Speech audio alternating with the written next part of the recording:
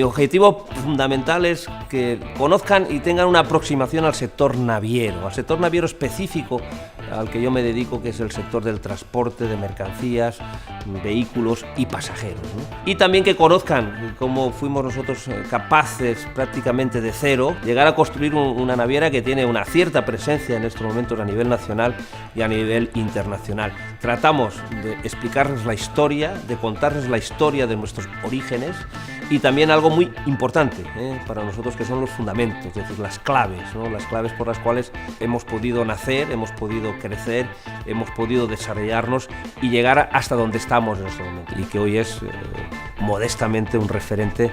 a nivel de comunidad, a nivel nacional y en algunos casos también a nivel internacional.